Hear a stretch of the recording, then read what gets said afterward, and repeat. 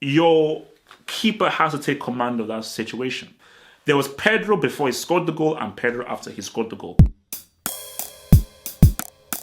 Double H. Double H. Double H. Double H. Double H. Double H. So basically Chelsea get that win. Chelsea get the W. I just, there are a couple of things just to say because I think a lot of people want a Pedro, sort of like they want a Pedro apology from me. The word just escaping right now. They want a Pedro apology from me. It's a big complaint because I don't think I actually owe him an apology. That's me being real. But before I really assess, Chelsea, obviously we want to just talk about Tottenham first. But really, as far as the whole game goes, yeah, pretty open game, typical London derby, very open, somewhat end to end, blah blah. So, but with regards to where Tottenham, see when I said that Tottenham were never in the title race, that was never a diss. That was just me keeping it a stack. I was always just keeping it as a stack when I said that, Tottenham, they're just not in the title race because they're just not those dudes.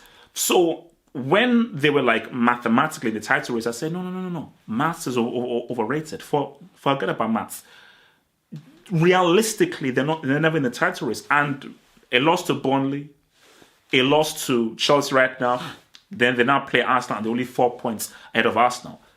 How things have changed in the matter of like a week. So it's worrying. So Pochettino, it's worrying. And I think when you look at this game, they're lacking that spark. They're definitely lacking a spark. They're definitely lacking a bit of energy. And again, you know what? I don't want to go too hard on Harry Kane and be like, oh, look, he flopped. He didn't have a great game. But it's like, he did flop. So did Hazard as well. Hazard didn't have a great game. So don't think that I'm unbiased. Hazard did not have a great game. Harry Kane didn't have a great game. But speak specifically to where Tottenham are concerned, yeah, man, it's like it just wasn't popping off. It just wasn't popping off for Tottenham. Now, people say to themselves, is it a case of Harry Kane coming in and sort of messing with the flow of the attack? Does Harry Kane's presence mess with the effectiveness that Son brings to the team? Should Lucas Moura have maybe started? Again, for me, Lamela, I would even put him tier 3. He shouldn't maybe starting. I think he's useless. I think an argument can be made that Lamela is useless. I mean, what does he really contribute? I'm not sure what Lamela contributes. I don't know how you start Lamela over Lucas Moura. So for Pochettino, he needs to explain that to me. How is Lamela starting over Moura? What does Lamela bring offensively? They're both offensive players. What does Lamela bring offensively that Lucas Moura doesn't bring? Surely Moura is the better player offensively. So that concept and everything, it just doesn't make any sense to me, personally. So,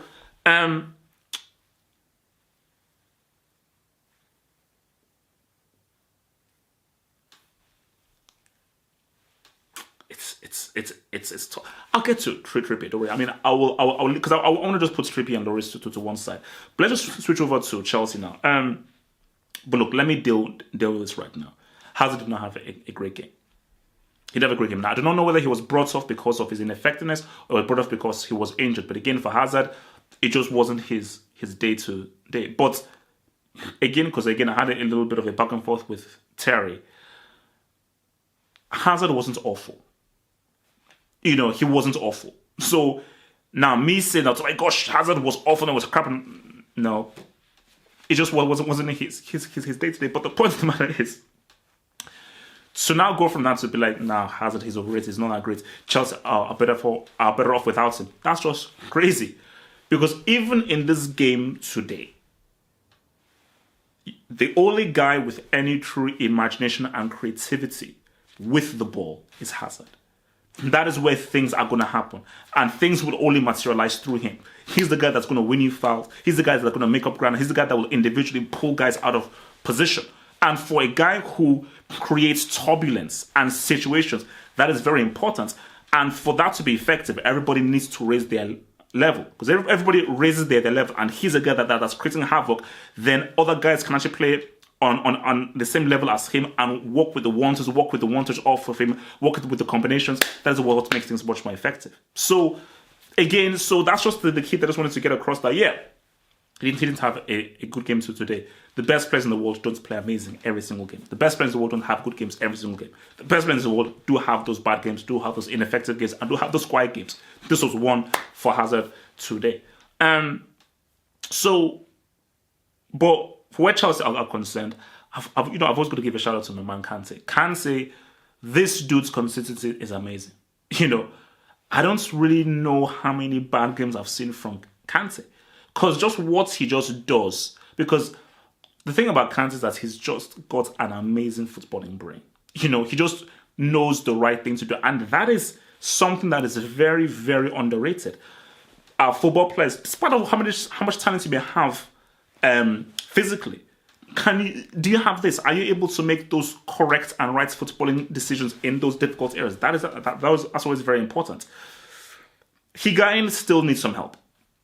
He definitely needs some help. He had some good points here and there, but you can just see that, look, maybe doesn't he need to lose a bit of weight? Has he lost a step? Has he gotten a bit older? There's just a bit of sharpness that's not really quite there. You can see glimpses of what he can do, but there's just a little bit of spark, a little bit of magic that the guy doesn't really have there with him. Let's talk about Pedro. See, we have to talk about this Pedro performance overall. We can't look at it as a vacuum. There was Pedro before he scored the goal and Pedro after he scored the goal. Now, Pedro before he scored the goal was playing like crap. Pedro before he scored the goal was playing like a brick. And that was why it was going into my narrative of like, look, this dude, he cannot be a long-term starter and a long-term player for Chelsea. He clearly is just not really up to snuff with what Chelsea are doing now. But after he scored the goal, and that was a good goal. Great hustle to take out Alderweireld, a top defender, and putting the ball through Lloris's legs. That was a great finish. And from that point on, he had a great game. From that point on, he had a great game. Defending well, hustling back, great feet, getting out of trouble, and was far sharper and far better with the ball. So, do I owe him an apology? No, really.